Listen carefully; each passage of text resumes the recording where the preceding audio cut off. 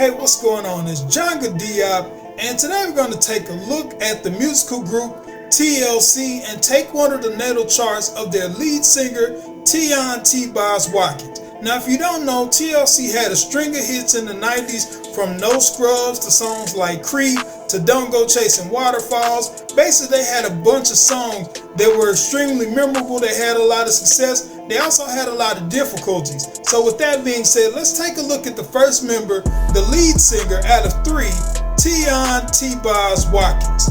Now, T-Boz has a lot of earth signs in her chart. You look at her sun sign in Taurus, her moon sign is in Capricorn, her Mercury is in Taurus, and even her Venus is in Taurus. And if you don't understand exactly what these signs mean, I have other videos that will break down to you what these mean. But T-Boz has a lot of earth in her chart.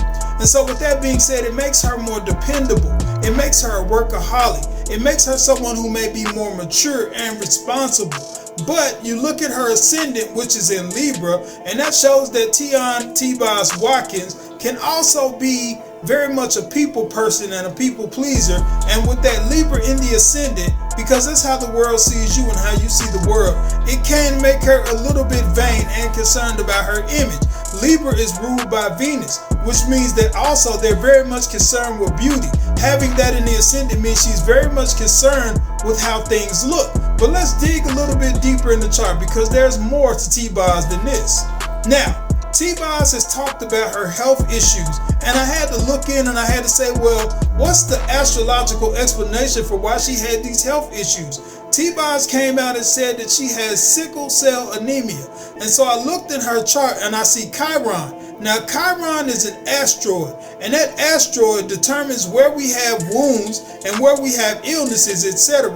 in our chart. And it also determines those things that we are wounded in, that we are weak in, that we need healing from, but also things that we can heal others in. Now, to give a little bit of a backstory, Chiron was a centaur. And basically, Chiron could heal other people, but he couldn't heal himself. But Chiron could give that gift to the world. And so T-Boz having her Chiron in that sixth house, which is the house of health, basically shows that she had these issues and she has a chronic illness that has been plaguing her for a lifetime, because she has this particular meteor or this asteroid in the house of health. And so basically she's come out and she's told people that this is one of the things that she's struggled with over the years. And so it's very interesting to look and see that people with that placement suffer from these diseases that can be chronic, that can be incurable. And it's not great that people have the disease, but it is great that we can explain and look into the disease using astrology. I think that's an amazing thing. Now, T-Boz has Lilith in the 10th house. Why is this important? Because when T-Boz would get sick, when she would have issues or she would fall out because of the sickle cell anemia and the illness, basically rumors started about her.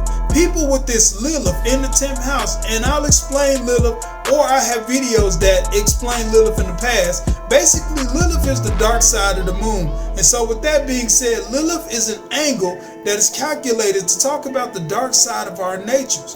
But with this Lilith in the 10th house, which is your house of your reputation, Lilith has basically brought T-Boz a lot of attention from people who were whispering about her, who were talking bad about her on the public stage. And so she may have heard and seen things that have shown that some people around her were spreading these rumors, or spreading this gossip about her, because they were saying that she has this 3-letter disease that was very popular in the 80s and the 90s, and they were saying she had that disease, and it wasn't true, at least not as far as we know. What we saw was that she did in fact have the sickle cell anemia. So with that being said, Lilith in the 10th house can bring gossip about you on the public stage. Now, we get into the 8th house, and this is very, very fascinating. The 8th house deals with sex, death, the paranormal, other people's money, all of that type of stuff. Now, T-Boz consulted a psychic about left eye. I found that very interesting when I did a little digging, that T-Boz has went and decided to talk to a medium to try to speak to left eye. Now, I didn't get to the end of the video, but it's very interesting that she was consulting that paranormal. Now, with the 8th house also, I want you to pay attention. When you look at the 8th house, people with a very strong 8th house like this one with all the planets I'm about to name in this one, they tend to be witches, or they tend to have a lot of paranormal experiences, or they tend to have a connection to the supernatural and to the divine that is out of this world.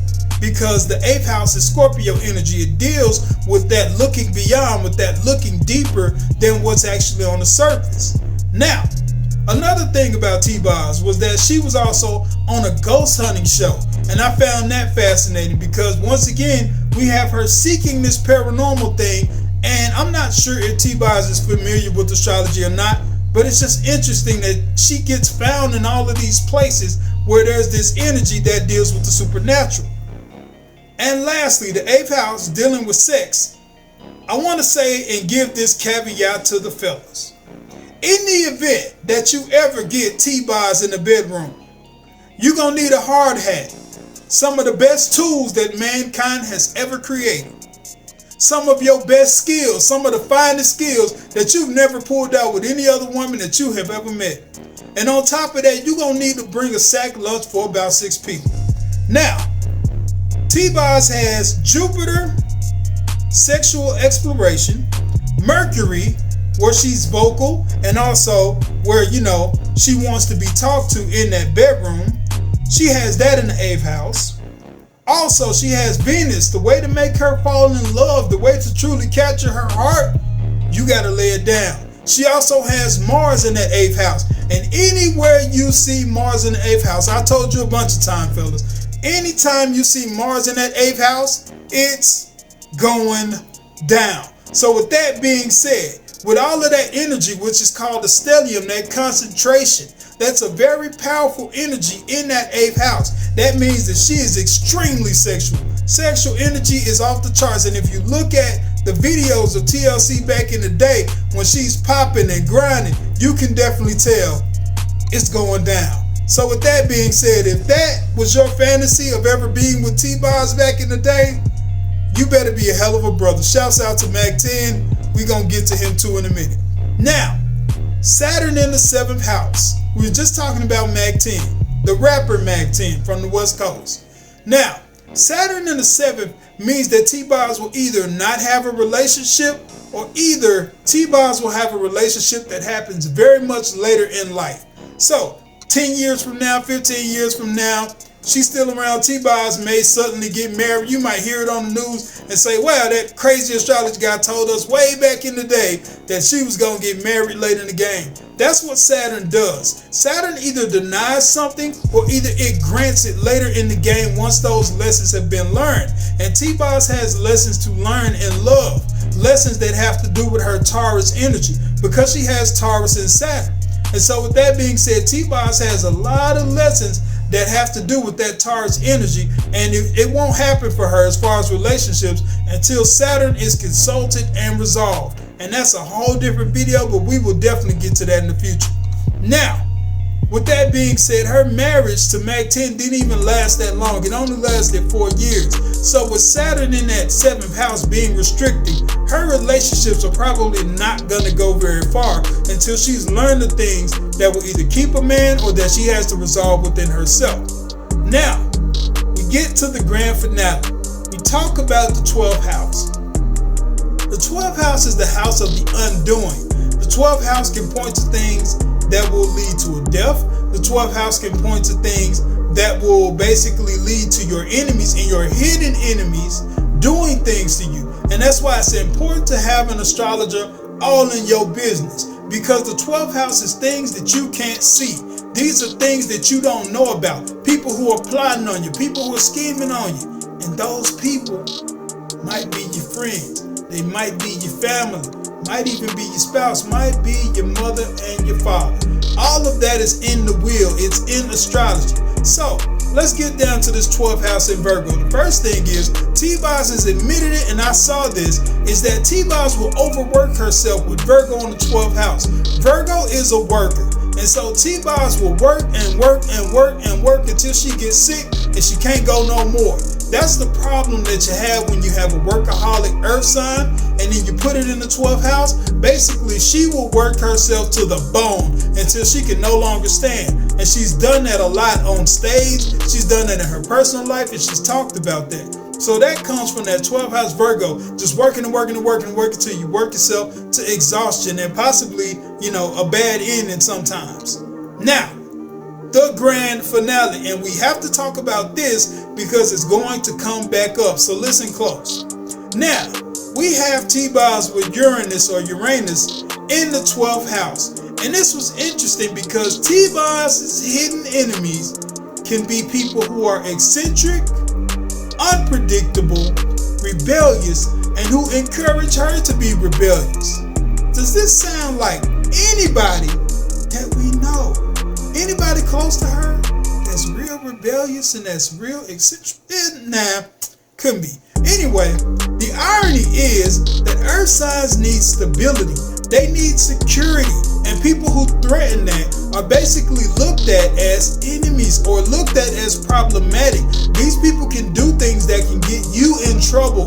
Uranus is the planet of upset, the planet of eccentricity. Uranus shakes things up. And so with that being said, people who tend to do this will tend to get you into sticky situations. And that person who we were talking about, who obviously is in the group, that person has those tendencies. So we're going to get to that in video 3. It'll be a couple days from now, but video 3 is coming out and we got to talk about this person. This person that's constantly getting them in trouble, that's always at the head of the pack when it's time to, start some trouble and start some ruckus. But with that being said, astrology is beautiful and I love it because it allows us to look into things that we're doing wrong, patterns that we have, mindsets that we have. Tahuti Mayat, one of the teachers that I look up to, said it best, that everything is in the wheel. So with that being said, man, I love astrology. Thank you all for listening. I'm doing those charts. I'm doing the charts for like, $50 now. And so I really want people to get these charts because I believe that astrology leads to a lot of self-discovery. And so all of us could use that ability to look at ourselves and to discover ourselves. So keep looking out for these videos. This is part 1. We got part 2 and part 3 coming up. It's John Gadia. Peace.